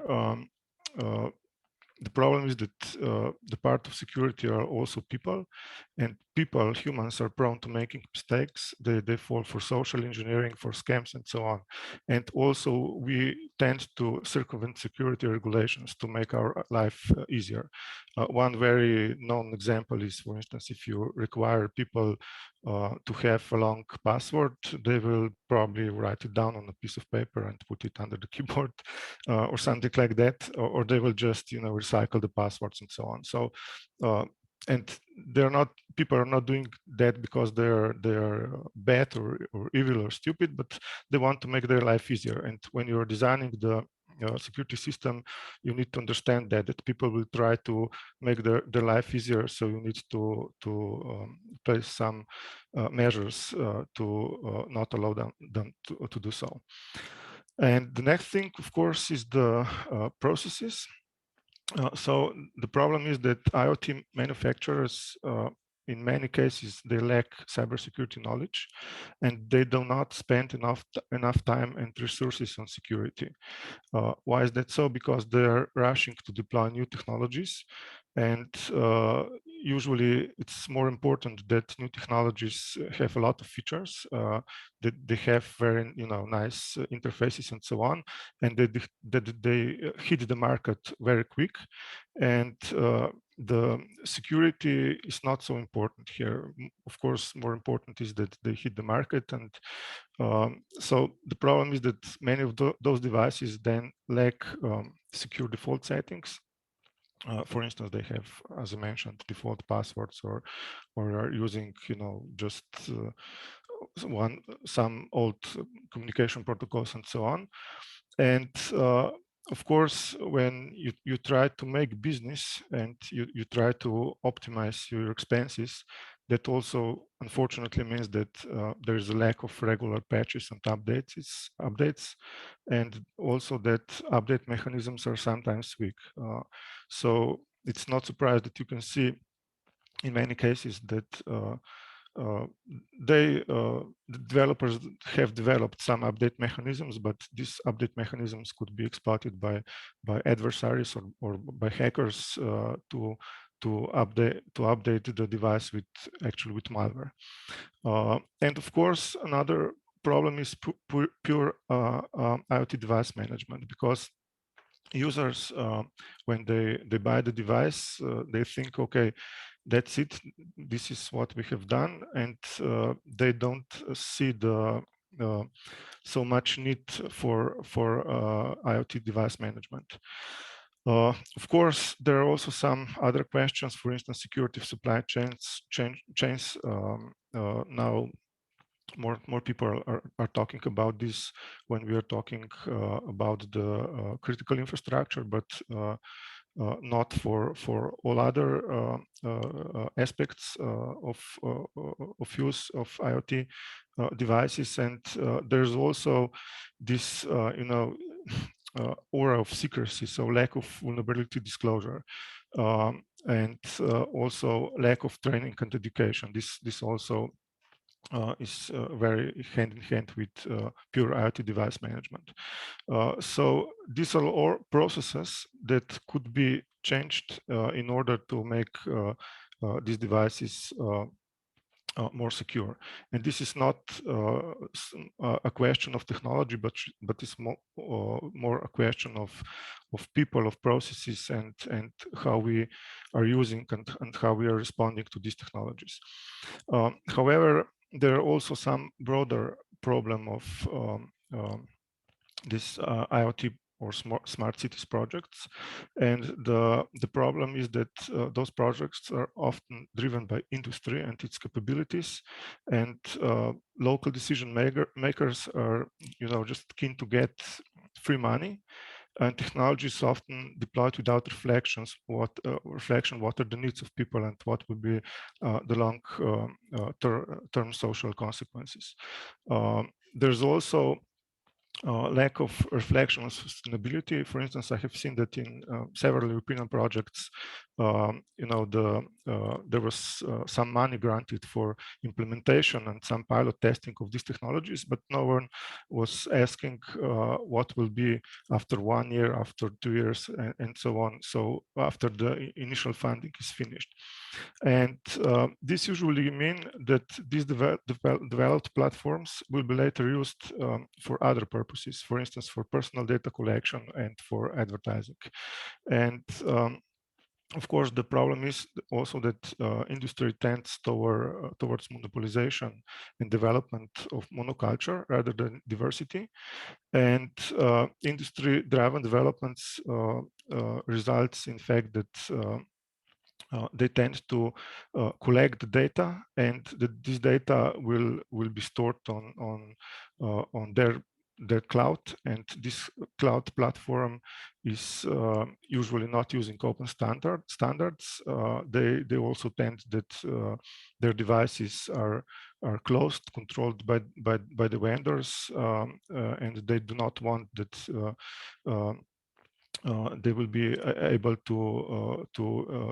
that they will be interoperable with other systems. So they tend to make a vendor lock-in, and that means that we are becoming more and more dependent from the technology, and also this, by my opinion, could help the rise of digital feudalism, and also the rise of surveillance society. And I'm not talking here about surveillance society in the terms of governments collecting data about people, but more about the businesses collecting data about people, about people's behavior for marketing reasons. Technology is actually just one part of solution, and also we should not be talking about technology first, but first we need needs of the people, of the environment. We need to discuss the processes and how the deployment of technology will affect the broader environment. And technology is something that should follow these needs and the digitalization of processes and so on. Yeah, that's when I will finish. My presentation is a little bit short, but I hope I made the point. Thank you. Thank you so much, Matej. That was incredible. I really appreciate you putting forth that we can, it was very reflective, and you have inspired us to think about the needs of technology, the social aspects. And I'd like to comment especially on your comment about data integrity. That's very important because that's also a key privacy principle. So there is oftentimes a rush to deploy technology. So I appreciate your presentation very much. So I would like to, oh, pardon, I didn't have the video on. So I'd like to thank you very much for your insightful presentation. And now what I'd like to do is to introduce our next speaker, Giacomo Asenza. He is the Cybersecurity Research Officer with the ITU, and he is a PhD candidate in engineering for humans and environment at the University Campus Biomedico. His research interests cover the deployment of cybersecurity strategies for the protection of critical sectors. The floor is yours, Giacomo. Hello, thank you so much. Hello, everyone. So my presentation will be a little bit different because it will be from a policy perspective, and it will focus on the, let's say, challenges and opportunities of addressing cybersecurity when dealing with the digital transformation at the national level. And of course, IoT is one of the main protagonists of this digital transformation. And this digital transformation is also occurring globally. So today in particular, I'm going to discuss a methodology to implement a cybersecurity policymaking process at the national level, which helps countries to frame the adoption of technology using a risk-oriented approach. So an approach which is more sustainable, let's say. Now, if we consider a really basic definition of cybersecurity, we can refer to it as the protection of information that have a cyber or a digital component. Now here you can see two charts that explain why cybersecurity is becoming extensively important in this context of digital transformation. So you can see that there is an exponential growth of data and an exponential growth of connected device. And on a practical level, this means two things. First, that there is more likelihood of cybersecurity incidents because there are more data and because these data are more vulnerable, are more, let's say, attackable due to the connectivity. And the second is that incidents would have a greater impact because data and information are increasingly important today for the functioning of all social activities. So if we pay attention, likelihood and the impacts are the two key components of risk. And if they both grow, it means that there is an expansion of cyber risk. Now, this is something that has been highlighted at least for the past 10 years by the Global Risk Report. And this is a report published every year by the World Economic Forum. And here you can see that cyber attacks and information infrastructure breakdown are on the top right quadrant, and they're just below natural disasters, water crisis, and so on. So it means that the risk is huge, the risk is urgent, okay? Now, cybersecurity is also relevant for all the verticals of a society, because before, information and telecommunication was a critical infrastructure on its own. Now the situation is different, especially if we consider the general shift to the 4.0 paradigm. So the so-called critical information infrastructure, which includes the information telecommunication, which includes operational technologies, connectivity, and so on. Well, this is a key enabler of all the critical functions of the states. And this means that regulations, policies, and national efforts need a holistic approach which looks at the entire system and not only at the critical infrastructure, critical information infrastructure sector, okay? Here on the right, you can see a little joke showing how dependent we are from technology and the connectivity in particular. And of course, technology has the potential of advancing human and social development, but a general lack of security can create more offset than benefits. And I like this picture also because it shows that the vulnerability is not only at a systemic level, and it doesn't affect only big infrastructure or critical infrastructure, but it affects also individuals in the, let's say, intimacy of their houses.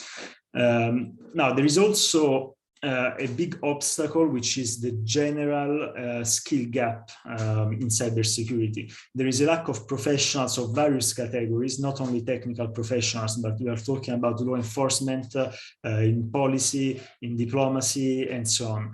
And you can see here that there are at the moment 3.5 million unfilled cybersecurity positions. And if this is maybe a good news for me and for other cybersecurity practitioners, of course, this is an issue to be addressed. And I would like to mention that this lack of skills is not only in terms of lack of personnel, but also the available personnel is not prepared to deal with the task it is going to perform on the daily professional life. So I believe there is definitely the need for better trainings and better education systems with perhaps a stronger focus on cybersecurity. So just to summarize a little bit this introduction, I would like to say that the cybersecurity landscape is really complex because it involves a lot of interdependencies, a lot of verticals. There is a lack of skills. There are evolving digital trends. evolving threats, evolving risk, and so on. So this complexity is really becoming overwhelming. It is overwhelming the existing cybersecurity postures and existing cybersecurity resources. Of course, on the other hand, stopping the adoption of emerging technologies for security reasons is not an option, because the role of security is never to say no, but the role of security is to say yes, but. And this but refers to all the security practices that have the potential of maximizing the usage of digital technologies in order to build a resilient and sustainable, in particular, sustainable development. So at the country level, strategies, policies, and standards are some of the main tools to frame, both the digitalization and cybersecurity within a more comprehensive effort to make it work, basically. Now, dealing with cybersecurity at the national level is particularly complex because governments have quite a unique and expansive role. On the one hand, they have to protect their own infrastructure, and on the other, they have to protect their broader national interests, such as human rights, liberties, free market, the economy, and so on. And there might be friction between these two aspects. For example, if we consider a policy which asks to critical infrastructure operators to implement minimum cybersecurity measures, this of course comes with a cost, and it could be a burden to the competitiveness of these operators. So it's really delicate, it's a delicate topic, and there are a lot of complexities. And this is why ITU, together with a working group of more than 20 partners from the private and public sector, this working group has elaborated the life cycle of a national cybersecurity strategy, which you can see here in this slide. Now, this life cycle, of course, is not only for strategies, but it can be applied to cybersecurity policies in general. And this is a methodology to formulate, implement, and improve national policies in cybersecurity. As you can see, it entails 5 different steps. We have the initiation, the stock taking, the drafting, implementation, and the monitoring and evaluation. And broadly, we can say that this methodology has 3 main objectives. So the first is that the policy adopts an evidence-based approach. And this means that the policy is informed by a deep analysis of the national context. We are talking about this pillar here. So a deep analysis of the national context, of the risk context at the country level. This enabled the policy to really be tailored to address the real priorities of a country. So to address the measures that have the best cost effectiveness value. Okay, the second aspect is that all the relevant stakeholders are involved throughout the whole life cycle of the policy. And the third is that the policy comes with a clear governance structure. Now, when we talk about the stakeholder involvement, there are several reasons why cybersecurity is conceived as a sort of a collaborative project. And this could look a little bit weird because normally the state and the government in particular is responsible for the provision of security, especially when it comes to national security and national interest.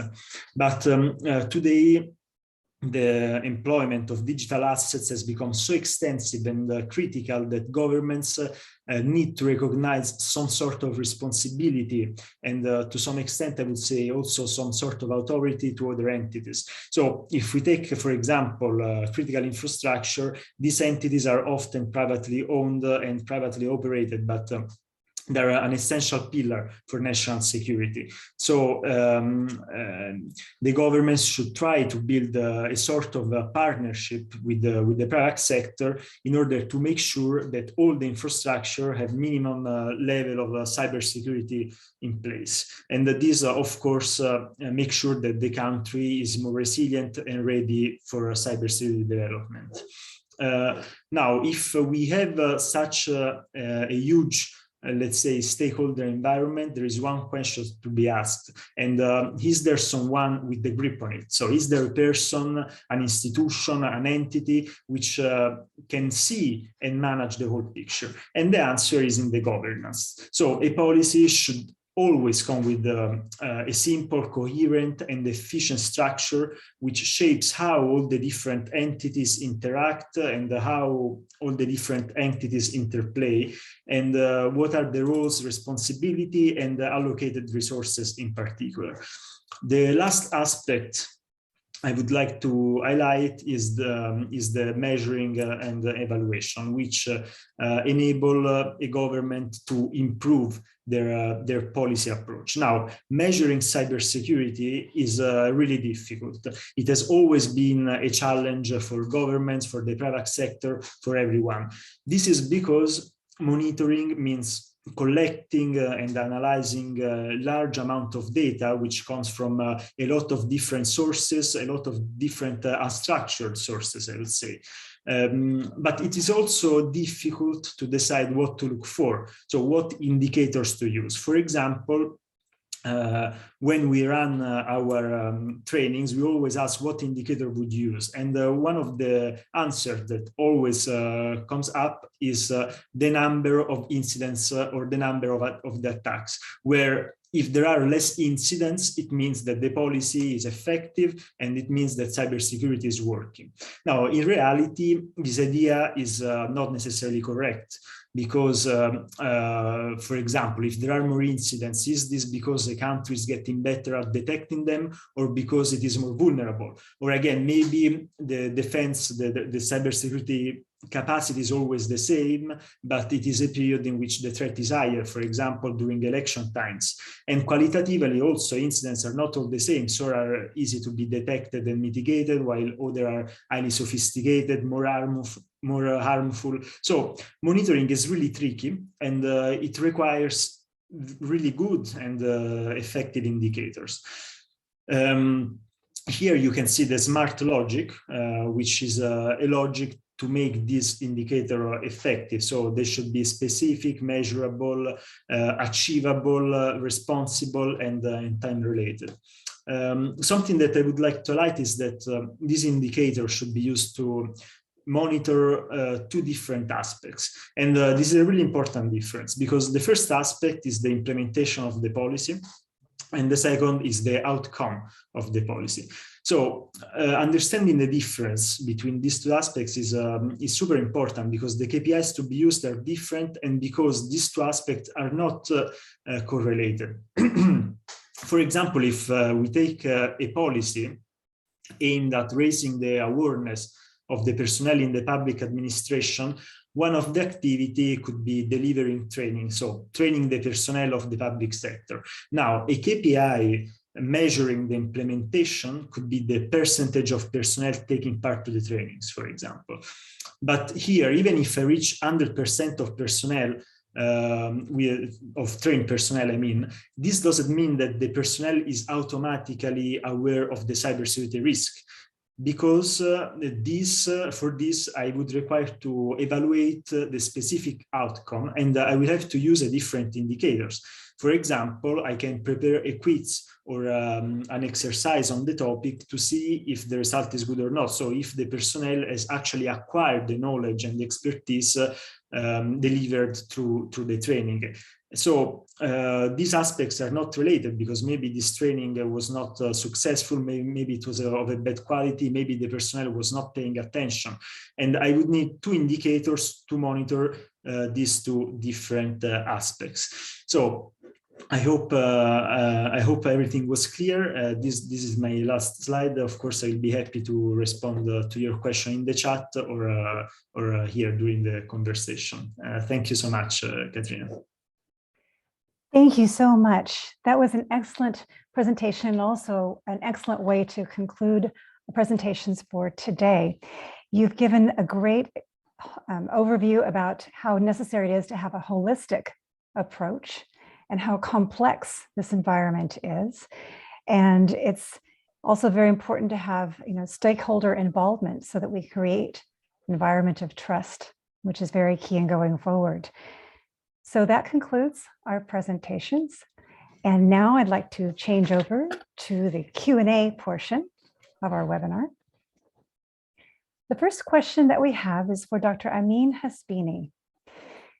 Dr. Amin, we've talked about how the only way to trust IoT on a large scale with our smart cities is to have bulletproof IoT. And the question is, will we ever attain that? Thank you. That's a good question. I think on the human level, we were able to achieve what is called the Treaty for Non-Proliferation of Nuclear Weapons. And it looks like we need something quite similar in order to achieve a global safety on the cyber level. However, not many people are able to develop nuclear weapons, and many people, and only few groups, like many groups of few people are capable of developing cyber weapons, which makes things harder for everyone. I think what we will be able to do is make things difficult enough that attackers have a very, very high cost for their attacks, and attackers have more risk when doing any kind of attack. And we will only be able to do that by having international agreements and international cooperation. I think these are the most important things that we need and we still don't have. Thank you very much. The next question is for Natalie Feingold. Natalie talked about data minimization, which, as I commented also, is very important. And you've mentioned it as a tool to manage risk. The question is, are we ready for that? Thank you very much to ask this question. Indeed, it's sometimes difficult to talk about data minimization nowadays because we are still at a time where we consider data as a new oil. People want digital solution. I mean, digital is still in its hype phase. But I think things are changing a little bit. The fact that regulation are evolving concerning personal data, the risk of bias and ethics in AI, all these topics take more and more place in the media. And I think this helps to make think in the head of more and more people that data is not that easy. Data is not that easy to get. Data is not that easy to manage. And there is risk behind. So I think we are more and more ready to talk about data minimization. Thank you so much. The next question is for Dr. Abdul Hadi Abu Amal. So who are the key actors when we think about responsible for managing the security risks in smart cities and communities? And we think about these key actors, what are their roles? Thank you very much, Tina, for this question. I think as we clarified in the slides, indeed, and the presentation, and even colleagues also have addressed this, I think every one of us has some sort of role in ensuring the security and privacy aspects of the IoT have been maintained and respected. Going all the way from the government, where they are setting their policies, going even outside even the national, let us say, borders and treaties, going all the way to the international standards and international organizations that are setting the international policies and frameworks to some sort of ensuring that these sort of standards are covering those attacks coming from one country to another, even outside the borders of certain treaty and country. Not only as a matter of international or even national level in terms of government, but even organizational level, and the process itself going all the way from the manufacturer all the way to the developer of these sort of maybe softwares and manufacturers of the hardwares, the system integrators who are working on both of them, ensuring that the security by design and the agility by design. And the DNA, we have to understand actually the DNA of these sort of, let us say, security issues across the different layers, from all the way from the devices to the networks to the applications, and then going to those deployers, the one who are deploying these sort of networks and systems and devices, and then the let us say maintenance teams and operational teams across the whole layers in terms of management, or even in terms of administrators, the operation of these sort of networks. Again, keep in mind that all of this need to be monitored, well monitored, in order to ensure that there are some sort of gaps in our, let us say, implementation of the security measures and even international standards. And that's why normally we need other eyes to look at our type of implementations. And that's why maybe third parties, audit sometimes is important. Somebody who's outside the overall organization sometimes, or even system developers and deployers. But again, those who can evaluate from outside the risks and vulnerabilities and then breaches, and then even able to provide some sort of solutions based on the international practices and best practices on the international level. So the role is definitely, everyone should play his own role in terms of even the user himself, while he is maintaining his password and trying not to compromise it in any means, all the way to the, those who are, as I said earlier, deploying, as whether it's like an engineer who is like implementing the system, or even as a manager who is leading the whole team to ensure that this system is implemented and even maintained and even operated correctly. Again, government should play its own role. International standards should contribute as a guidelines to be embedded within our sort of, let us say, activities to ensure that these security concerns are met and the risk is being mitigated. Thank you very much, Katrina. I hope it's clear. Thank you. Our next question is for Eric Anderson. So you've asked the question at the very beginning of your presentation, are we done yet? Can you elaborate on some of the other challenges that you've mentioned? Yes, one of the challenges I see is that is migration to more secure cryptographic algorithms. In the X509, we have now included migration features for how to migrate to X509, to migrate certificates to more safe cryptographic algorithms. And of course, is quantum computers we have in mind. That's that they can break the current cryptographic algorithms. That means that you can have, when you break the cryptographic algorithms, you can create false digital signatures and a lot of other things, and you can monitor how the different symmetric keys are being generated online, and thereby also be able to decrypt messages. And we have also been concerned about having the protocols having migration features included in this, and that's part of the new X510. We have a protocol there that can protect all the protocols, and that protocol we call the wrapper protocols, that has features included that also allows smooth migration to more safe algorithms in the future. So, and also in the same specification, we have added recommendations for how protocol should be developed to be able to protect themselves for the new challenges in that's appearing. And so I think that's one of the challenges we have tried to meet. And I think this, yeah, I think Thank you so much. Yeah. Yeah. Thank you. Yeah. Thank you. Lots of challenges. So the next question is from Matej Kovacic.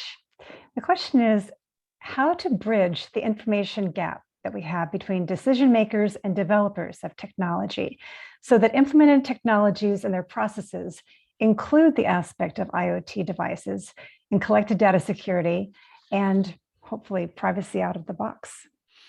Well, the answer is quite simple. However, the implementation is not. So I think the most important thing is to educate the public sector, that they understand technology and that they understand social and economical implications of technology. And so they're able to they are competent enough to make informed decision making, and also connecting with researchers and non-governmental organizations is also important. So I would say one practical possibility would be to support establishing of data trusts, so independent third parties, which are independent from the government and from the industry, who will be helping managing collection and use of smart city data. So the idea is that data is properly managed from a privacy standpoint and the data are not monopolized. Thank you. Thank you. Thank you. So this is our last question of the day. I realize we're a few minutes over, so thank you for staying with us for this last question that I'm going to pose to Giacomo Assenza. The question is the existence of untrusted third-party components and vendors. Now, this is one of the main threats to the IoT supply chain. So the question is, what are the supply chain related risks and what can be done at the national policy level to manage them? Yeah, thank you for the question. So I think broadly we can say that there are two types of risk scenarios. So there is a bottom-up scenarios where malicious actors infiltrate big and well-defended organizations by targeting their suppliers, so smaller actors with worse security measures in place. And a top-down scenario where malicious actors target big suppliers to compromise their network of customers. Now, there are a number of initiatives to reduce supply chain risk. For example, this can involve the development of standards or development or certification systems or bodies, the adoption of security criteria in procurement, or the development of internal national ICT markets. And of course, what is important to keep in mind is that all these initiatives should not introduce some element of additional operational complexity. Just to make an example, when we talk about national certification, so many countries are creating national certification system, but this certification is for the software or for the hardware. So if this is for the software, what happens when there is an update? If this is for the hardware, this is way more difficult. It requires a lot of resources and so on. But also, at the political level, this is delicate because what happens if a national body declares a product of a specific country to be not secure enough? So I think it has a lot of implications, and perhaps additional research is needed in this direction. But definitely, I think that something is moving, maybe not fast enough, but this is one of the challenges of cybersecurity, to keep the pace with the threat and with digital development in general.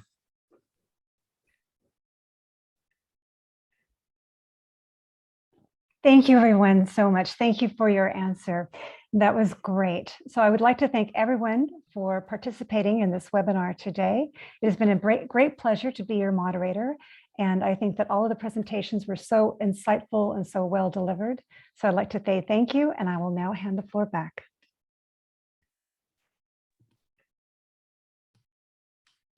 So I'm hoping you all can hear me adequately well. So thank you, Ms. Katrina Destre, for guiding us through session 1. We'll also like to express our gratitude to the speakers of the session for the engaging presentations, as well as the discussions that followed. We're a bit over time, so we'll move on to the closing session of today's webinar, for which I would like to give the floor to Professor Hyung-Yul Yom, Chairman of IoT Study Group 17 on security. So over to you, Professor.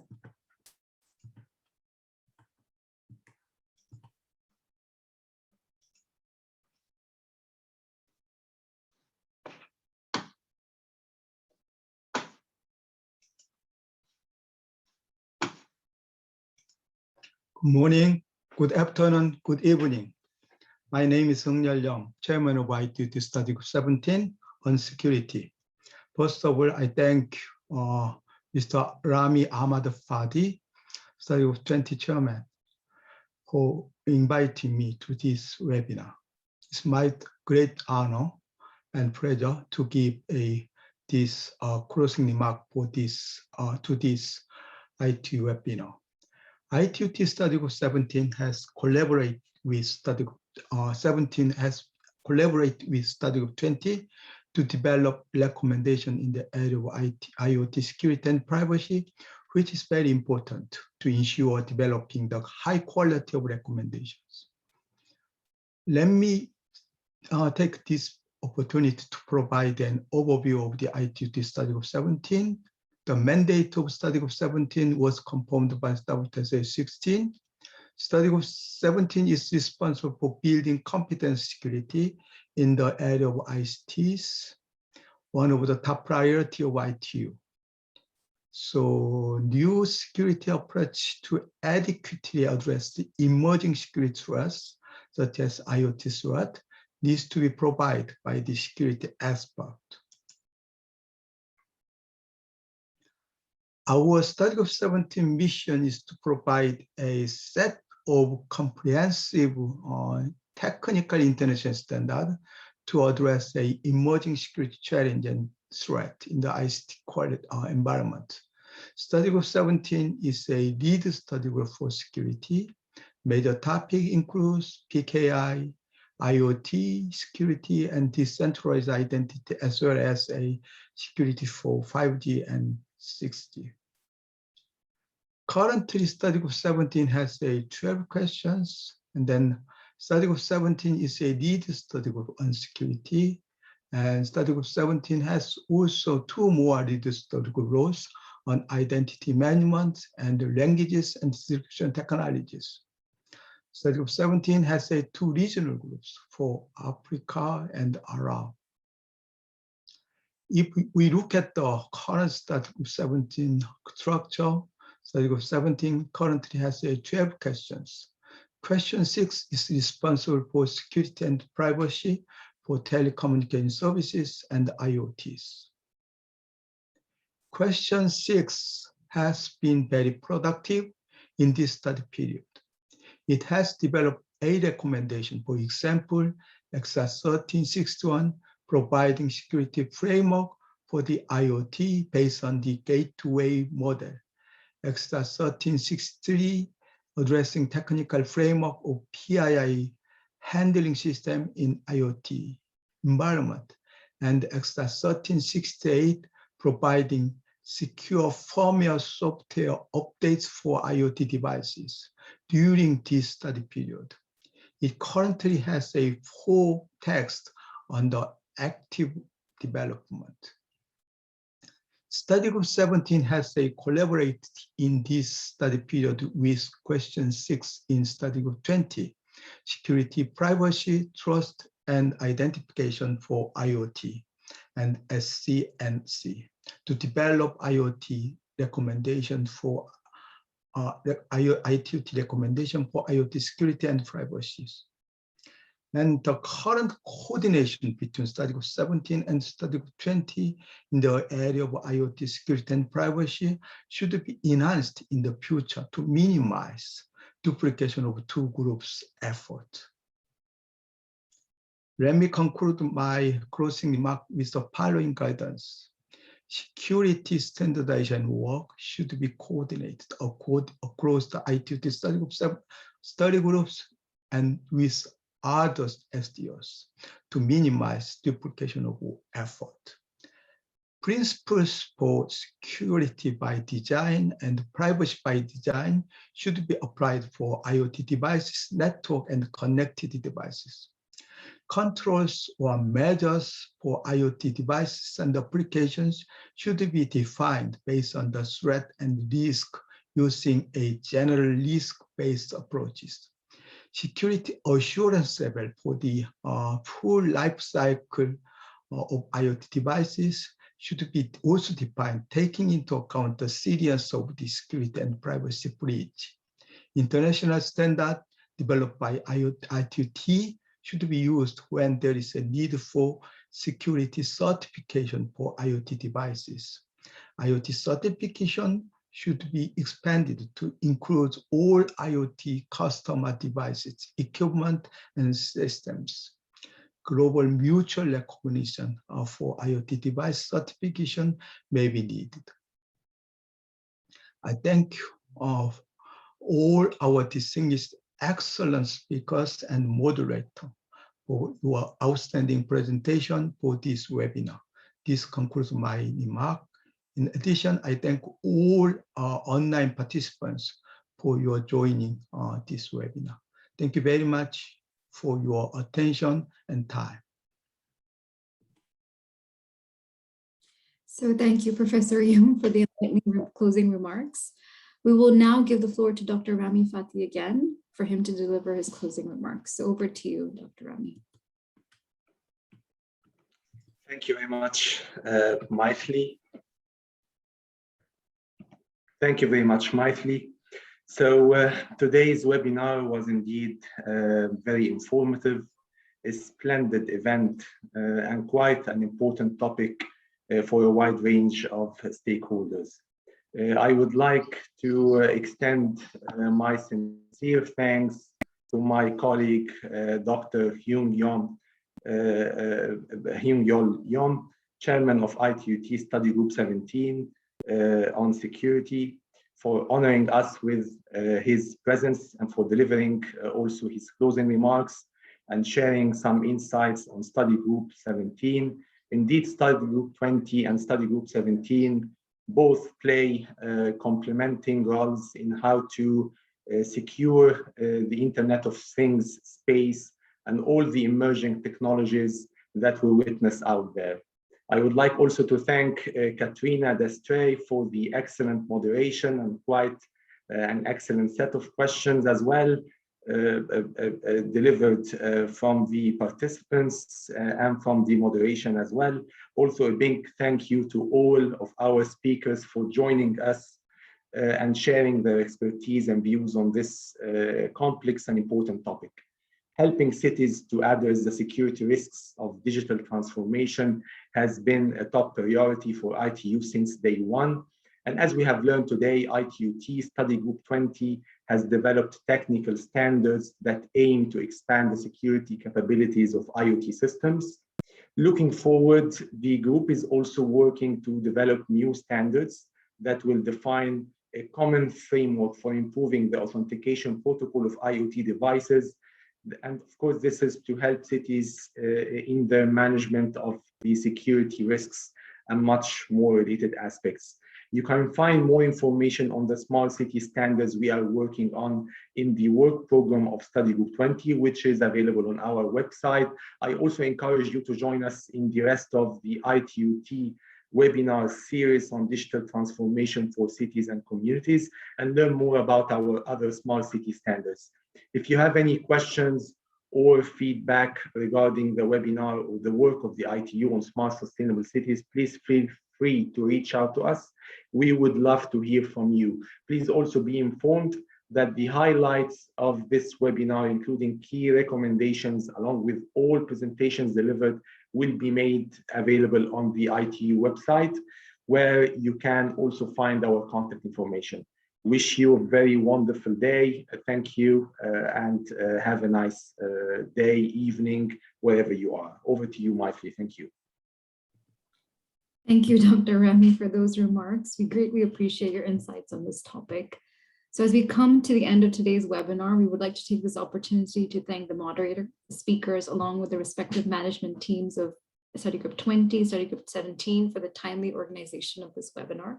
We would also like to thank you, the participants, for your continued interest in the topic of digital transformation in cities and communities.